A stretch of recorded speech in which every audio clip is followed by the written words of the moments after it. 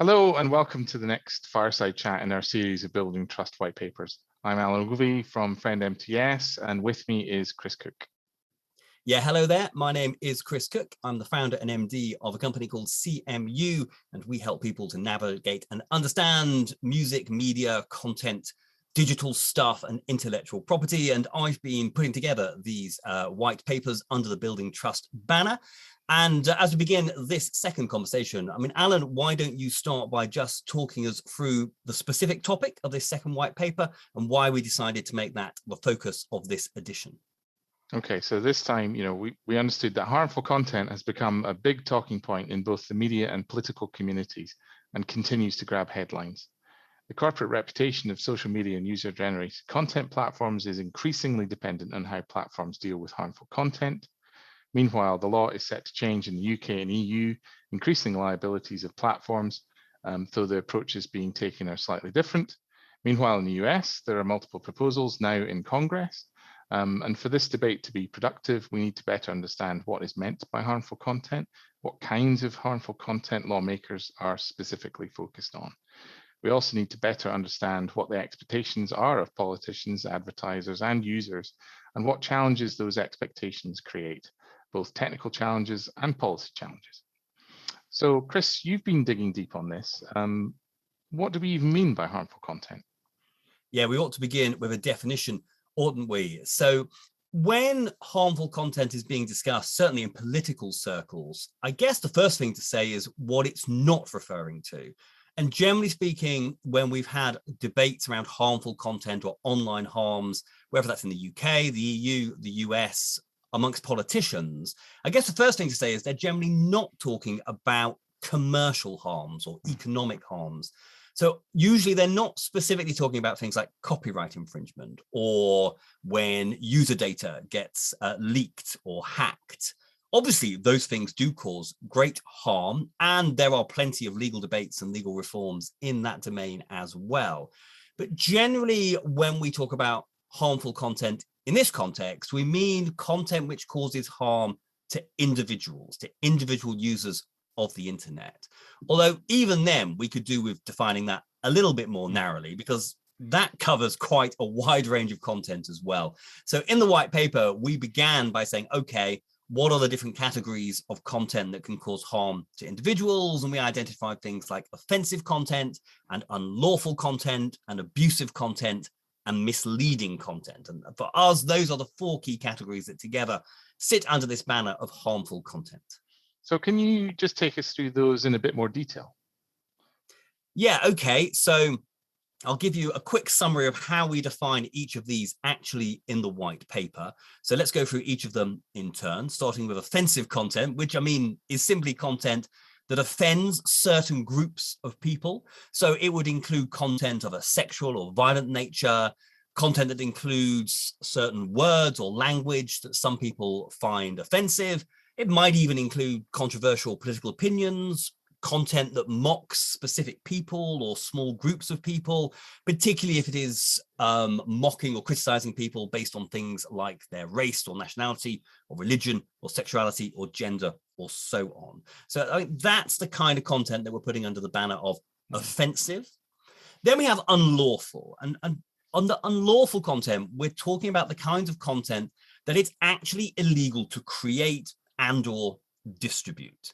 So just creating this content or making this content available is in itself illegal. We are violating one or another law. Now, in terms of what that might mean more specifically, well, I guess two categories of unlawful content that are very often brought up are any form of content linked to child sexual exploitation and abuse, what is sometimes referred to as CSEA, and in any activity content linked to terrorist activity would also be considered illegal content because its creation, its existence is in itself unlawful. Then we come to abusive content. And this is content that sets out to attack or harass or bully or intimidate specific individuals or very small groups of identifiable individuals. So things like cyberbullying, cyberstalking, trolling, these things would all come under abusive content. Now, sometimes abusive content is actually also unlawful content. But I guess often the difference is that whereas unlawful content is by definition illegal, its creation is unlawful. Often with abusive content, in isolation, the content may not be breaking any laws. It's the way the content is delivered or communicated or targeted at specific individuals that causes abuse and makes it abusive content. And then finally, misleading content. I guess that is what is often colloquially referred to as fake news, although I mean that term is used in many, many different ways. So it would include disinformation and propaganda, but it would probably also include very biased journalism, might be seen as misleading. But it is content that is deliberately setting out to mislead people, whether that is with some sort of political aim or some sort of commercial aim or just for the sake of doing it. So those are the 4 key categories that we identified under the harmful content banner and what each of those involves. So we now know those categories. Thanks, Chris. But what are the highest priorities for the lawmakers on this? Yeah, so if we look at the debates going on, particularly in the UK, in the EU, because within the United Kingdom and the European Union, there are active proposals for reforming the law around harmful content. Lots of debates in other countries as well, particularly in the US, but it's the specific proposals in the UK and the EU that we look at in quite some detail in the white paper. And it has to be said that unlawful content is very much the starting point for both the UK and EU proposals. Although, I mean, what is even meant by unlawful content? So I'm going to very quickly quote for you how the European Union defines unlawful content within the Digital Services Act, which is the piece of legislation that has all of these proposals for the European Union. So it defines it as any information which in itself or by its reference to an activity, including the sale of products or provision of services, is not in compliance with union law or the law of a member state in the European Union, irrespective of the precise subject matter or nature of that law. So that's a very wide definition. Very wide, isn't it? Yeah. Now, the EU proposals are interesting because they do then specifically talk about the fact that these proposals are not for content that arguably causes harm, but is not illegal. So they are narrowing these proposals. So you could say, well, does that mean that what we call abusive content isn't covered? But I think the line between abusive and illegal is really tricky. And this is where a lot of these proposals really struggle. Because as I say, with abusive content, often the content in itself is not necessarily illegal. And you could use that content, you could distribute that content in a way which wouldn't be considered illegal or unlawful, but the way in which you distribute the content might make it illegal. You might be breaking a law, whether that's a law about harassment or intimidation or even, bribery and fraud. So, although the EU and indeed with the UK proposals, they've tried to define what illegal content is, that being the priority for the lawmakers. It can be quite difficult with the sort of the various different kinds of content that we've identified in the white paper to be saying, okay, these ones are definitely covered by this legislation and these ones definitely aren't. I guess things also like move from being illegal to harmful or back from harmful to legal. It really depends on, because things change. And a portion of it is also open to interpretation, which is the real challenge here, is, some illegal content like the terrorist content and the content which involves child abuse, clearly unlawful, abhorrent content. We can all identify that. We can all say that is illegal content. That has no right to be on the internet. But then there is other content where it's like, well, some people might say, oh, well, that's just jokey content. That's funny content. And other people might say, no, that is clearly abusive.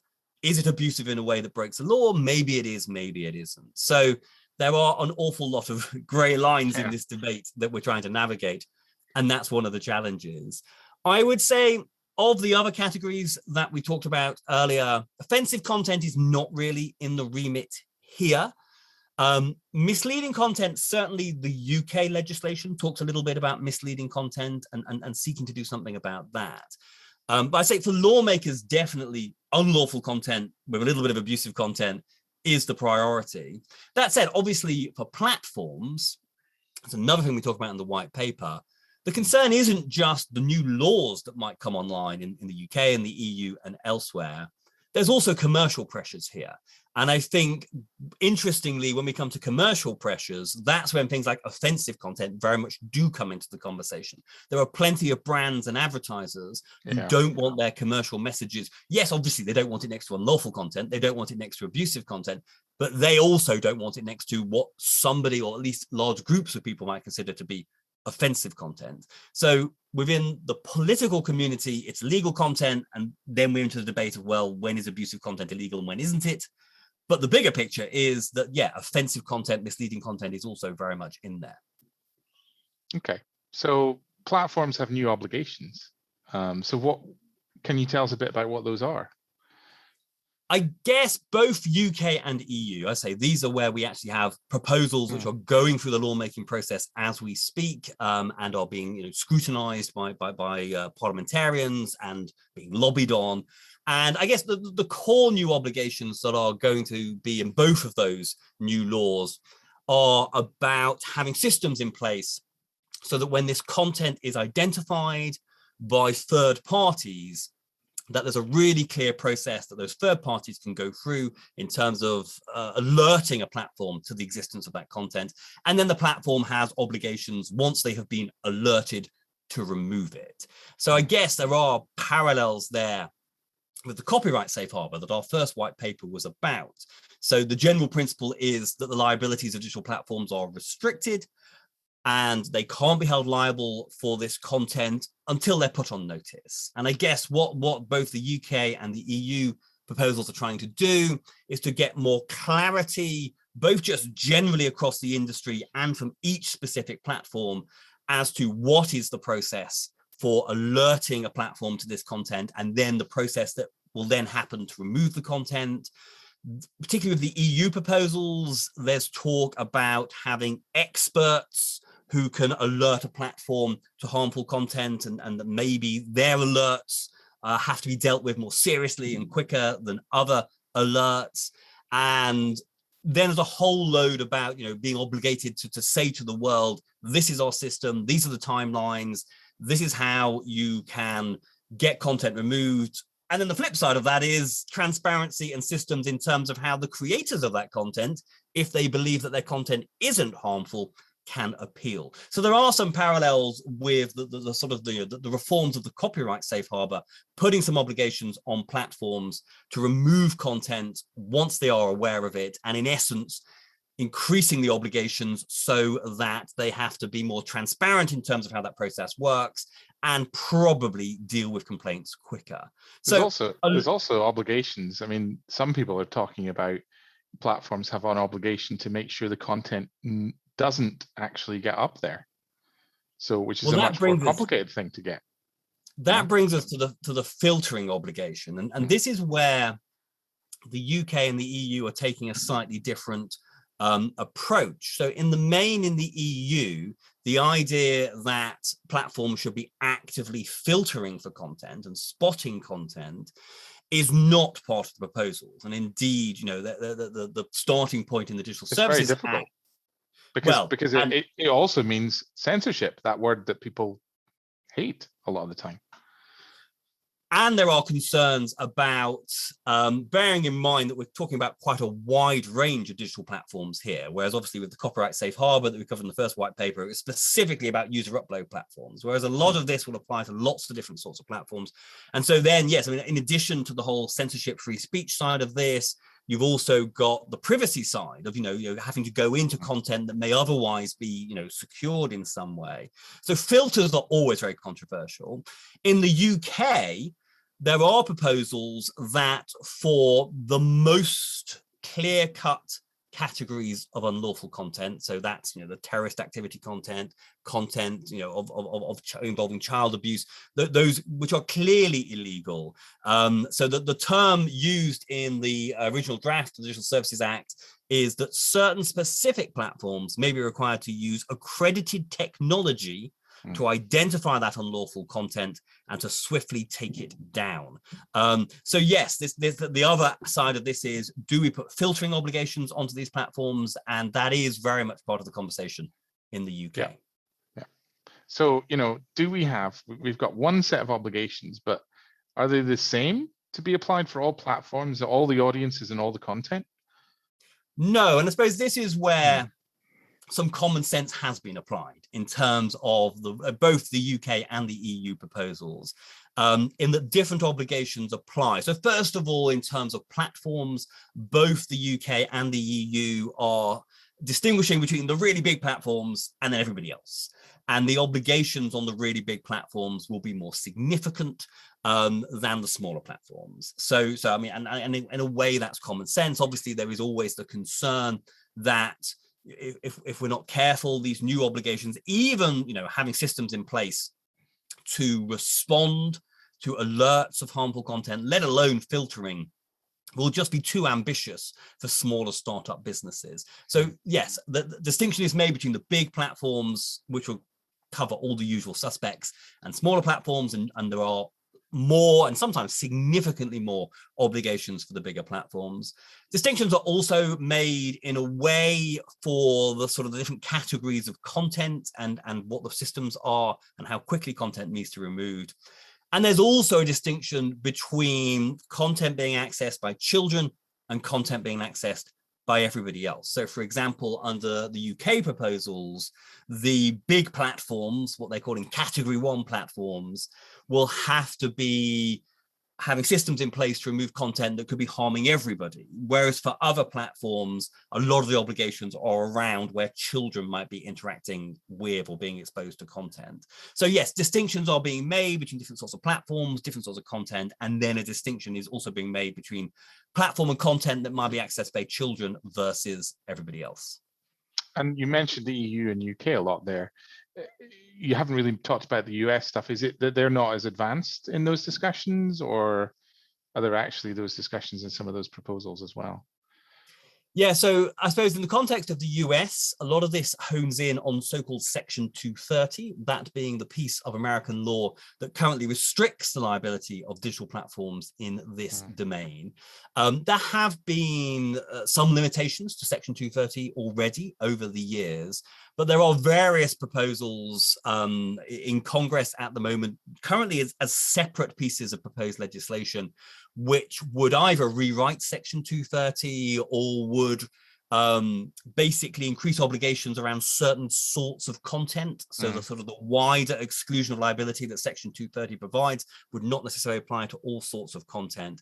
And at the moment, we've had some isolated bits of legislation and proposals in Congress. And I mean, in the context of what's been happening in recent months, particularly the whole debate around the policies at Facebook and Instagram has directly led to new proposals in Congress in the last couple of months. But it does feel that the debate in the US is not as advanced as it is in the EU and the UK. And it's not assured that any of these proposals will ultimately become law in the US. Some are more advanced and seem to have more support than others. And then interestingly, in the context of the US, there are some people who want to reform Section 230 almost in the other direction, arguing that the voluntary policies that some platforms employ to remove harmful content are infringing on free speech. Now, Section 230, as well as restricting liabilities of platforms who host this content, also restrict the free speech liabilities of these platforms when it comes to them removing content under their own voluntary policies. And there are some people who would like to change Section 230 specifically around the what it says on free speech liabilities. So we have a number of different debates going on, some Republican-led, some Democrat-led, some cross-party. The Trump administration wanted to make some reforms.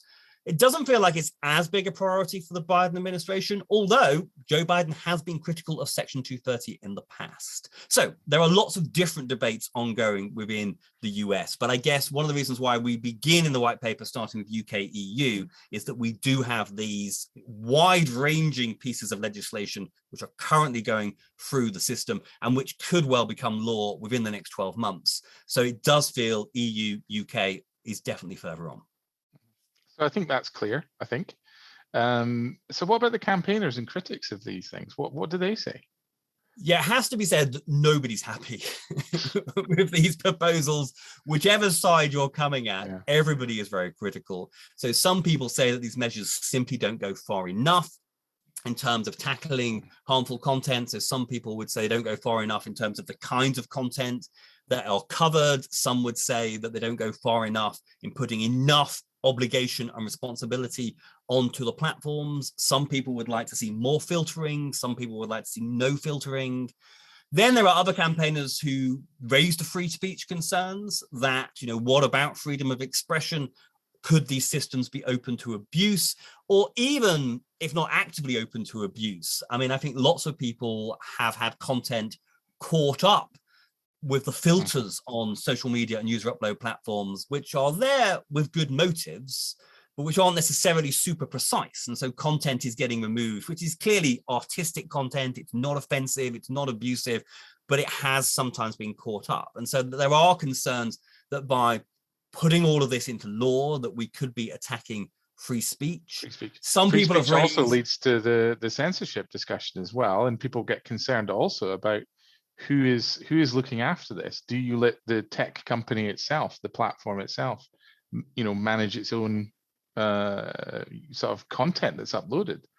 Yeah. And I suppose that's where, with all of this, there are both technology challenges and there are policy challenges. With big platforms that have huge amounts of content going through their networks every second of every day, how are you dealing with this? How are you dealing with people alerting you to harmful content? What is the process? Are you filtering? There are technical challenges, there are human resource challenges, but then there are also policy challenges. Even if you had the best technology in the world, even if you hired thousands and thousands of people to be filtering content as it comes through the system, who is making a decision that this is abusive and this is not abusive? Because, as I say, sometimes it's clearly unlawful, sometimes it's clearly abusive, but other times it's all about context and nuance, and can even, if you've got a team of people, how are they to decide whether or not something is abusive or not? And then once you bring technology into the process. So yeah, lots of challenges around that. And the other thing I would say, which some critics have made, for example, of the UK legislation, one of the sort of digital rights groups who are campaigning on this, who we quote in the white paper, one of their concerns is quite a lot of that nuance and those sort of blurred lines are being left to departments of government or the communications regulator in the UK, which is called Ofcom. And they're saying that Parliament, the lawmakers, are leaving an awful lot of this to government and regulator, which then gives quite a lot of power to ministers in government and to the regulator in terms of deciding what is abusive and what is not abusive. And their fear, their argument is that that's power that shouldn't just be handed to government and regulators, with lots of ambiguities in the actual law. So yes, I think it's definitely fair to say that whether or not you think there should be lots and lots of filtering and lots of content should be removed, or you think there should be no filtering or no content should be removed, you're probably not happy with what's being proposed in the UK or the EU, or indeed those proposals that have been floated around in Washington. Maybe one of those you like and the rest you don't. So I'm not sure anybody do you think any of those will actually make a difference? Is because that's one of the things that I've heard from some of the campaigners.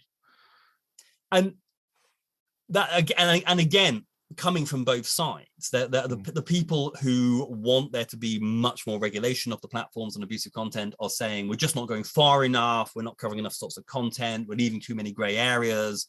In reality, nothing will change. And I mean, you could say that some of what is being proposed, particularly around having systems in place where people can alert a platform to harmful content, and then there's a process by which that content may be removed. Well, I mean, the big platforms already have those systems. And in the white paper, we quickly run through the systems that are currently in place. So a lot of these platforms are already voluntarily going beyond their legal obligations. And you can have your own opinion on whether or not they're doing that because it's the right thing to do, or because it's a corporate reputation, keeping advertisers happy motivation. Yeah. It could be either of those things, couldn't it? But some people would say, well, actually, a lot of what is being proposed when it comes to dealing with alerts, they're doing anyway. So by putting it into law, will it change anything? And some people actually say, by being precise on how quickly content should be taken down. Actually, some platforms are already quicker than that. So, and once you give them a little bit of extra time in the law, maybe things will slow down. And then there are some people. Yeah. I was just going to say that I also heard that there was another discussion about disposable platforms. So people setting things up, it getting to a certain level, it having, limited regulation. Earlier we talked about obligations might vary depending on the size of the platform and all this. That once it got to a certain point and everybody started looking at it from the regulator side, they might just dispose of it and set up another one. So that I think is a kind of funny way to look at these things. That's not to say that some of the social media platforms are potentially disposable, but And then the other criticism in this domain that some people have made is that some of the abuse that we are seeing, telling the social media platforms, digital platforms, that they need to remove that content faster, the inherent social problems that are causing this abuse to occur are not being tackled. And so some people would say, rather than telling a social media platform that they have to have some system whereby content can be reported and they've got 24 hours to remove it, maybe the social ills that are ultimately behind this abusive or misleading content or whatever, we should be tackling those. And so, for example, one quote that we have in the white paper from one of these lobbying organizations, digital rights organizations, is saying that a big story here in the UK, while all of this has been working its way through the system, was during the Euro football tournament, where there was quite a lot of racist abuse being targeted at certain English footballers, and that was terrible, which obviously it was. And the social media platforms came under a lot of pressure, and some people were saying, aha, the Online Safety Act will solve all of this. The platforms will be obliged to deal with this. But these campaigners were saying, well, actually, a lot of the people who are posting this content are doing so, they're not doing it anonymously. They're doing it on their social media platforms. All their contact information is there. If what they are doing is illegal, then the criminal justice system should be doing something about it. And just saying, oh, that social media platform should have had a system in place to block or remove that content quicker isn't necessarily saving the social ill. So I'm not standing up for any of these arguments, but it is definitely true that this is a very tricky area for the digital sector and for the law to regulate that sector. I think it's right that all of this is being reviewed for definite, but it is a very tricky area, and as a result, it is unsurprising that no interested stakeholder group is particularly happy with the proposals that are being made. And it is another area of law when whatever the final versions of the Digital Services Act in the EU, the Online Safety Bill or Act in the UK, whatever the final version says, it will then take us a couple of years to see actually how it's going to work in practice and whether it makes any difference. So I think that hopefully gives you a quick overview of what we've been investigating and researching. It's a big topic. We went down lots of different avenues as part of this. But I guess what we try to do with these fireside chats is to say, okay, download the white paper, read it all, but are there 2 or 3 key takeaways that we can leave with from all of our research? And so I'm going to ask Alan, why don't you, having read the white paper, talk us through what you think are the key takeaways that people should take from both this conversation today, but also the white paper? Well, Chris knows I like a good list, so let's think of 3 things. So it's important. One, it's important to be specific when we talk about harmful content. As we've seen, as a term, it covers lots of different types of content. The tactics needed for offensive content are different to unlawful and abusive content, and different again for misleading content. Also, new laws are usually focused on 1 or 2 of these categories, not necessarily all of them. 2, corporate reputation and commercial pressures could well bring about more change or quicker change than the new laws. Many of the big platforms are already doing a lot of things that are being proposed in terms of dealing with harmful content, although the new laws could require more transparency, consistency, but nevertheless, it's not clear how big an impact the new rules will have in tangible terms. But companies will need to be seen to take the lead to protect their corporate reputation and to avoid advertiser boycotts. And 3, harmful content policies will probably always be controversial, as we've just spent a lot of time discussing. You know, even if a platform develops the technology and or hires the human race, the human resource to tackle harmful content with offensive, abusive, and misleading content, a lot will still be open to interpretation, which leads to inconsistencies, which leads to criticisms. Plus, platforms will be accused of infringing on free speech or pandering to cancel culture. So the higher profile companies are probably looking for the least bad policy, as the best or perfect policy probably doesn't exist.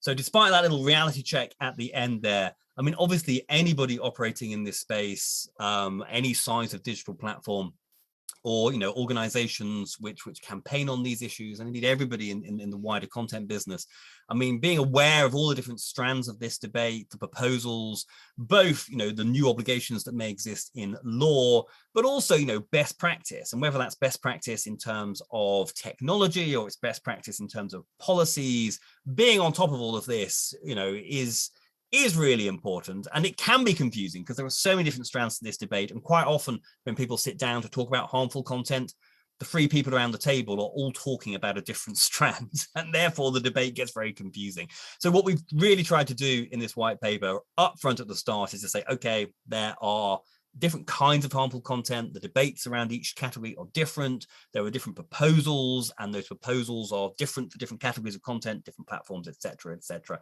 So basically what I'm saying here is do download the white paper. It should help you get to grips with all the different strands of this debate, and then just bring you up to speed, particularly on what's happening in the UK, the EU, the US.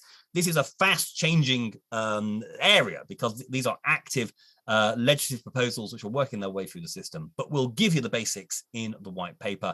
And then if you keep an eye on the Friend MTS social media, there'll also be some other updates and resources that you can access to us as this debate evolves and continues. And with that, I want to thank Chris for this chat. Thanks, Chris. Goodbye. And goodbye.